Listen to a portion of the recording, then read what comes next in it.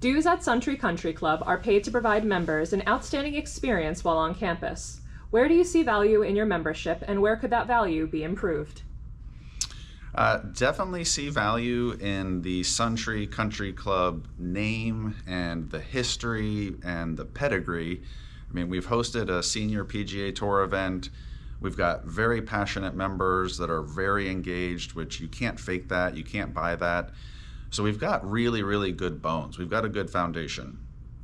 But we are also a 50-year-old club that stopped maturing and developing like 25 years ago. We're kind of doing the same things we've done since the 90s, and that just doesn't work when we're a bigger club, we're generating more revenue, and frankly, there's just higher expectations now.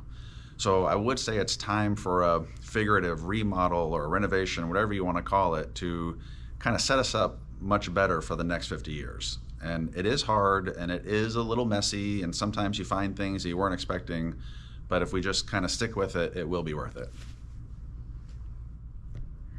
Bylaws define how an organization governs. Rules and regulations define how an organization operates.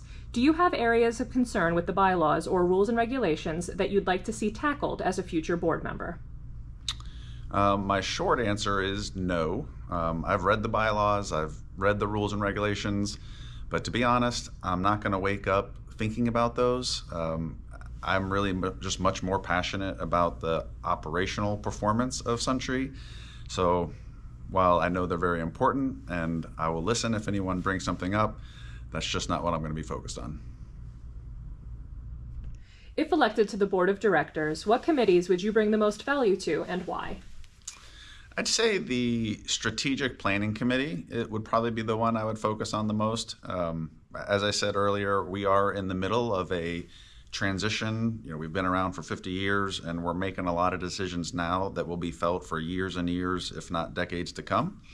I would be honored to be a part of that and to help make good decisions, partially by really respectfully challenging ideas and assumptions and just trying to encourage more conversation, more communication, more debate. Again, this like respectful wrestling, so that when we do come to a decision, it's much stronger.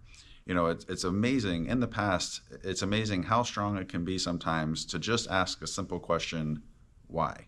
When you ask that question, it really makes someone start to talk about the underlying factors of their decision making. And when you can start to have that debate and that dialogue, it does end up producing more robust decisions. The club's mission and vision statement encapsulates the desired end state for the club. Over the next several years, what are the strategic areas you believe the club should focus on to achieve this mission and vision? I think there is always time to be looking far down the road, but I would say the very first thing I would do is fight for our mission and vision statement. It's a statement that I believe in. I love when I read it and it says we want to be exceptional, we want to be superb, we want to have immaculate courses, immaculate facilities. Like, that gets me really excited. But that document, those phrases, those are not part of the culture of the club. It's not alive. It's a document that we've got, but it's not alive.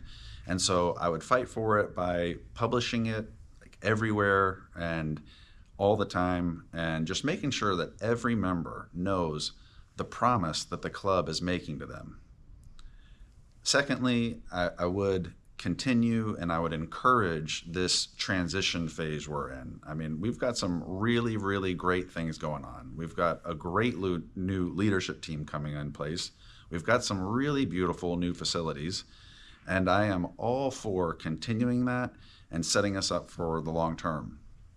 With that being said, I will do it with a laser focus on the bottom line, because you have to survive in order to be able to thrive. And so, I would be a little bit more fiscally conservative with what we do, but I am absolutely 100% in favor of continuing this transition we're on and setting us up for the next 50 years. Thank you.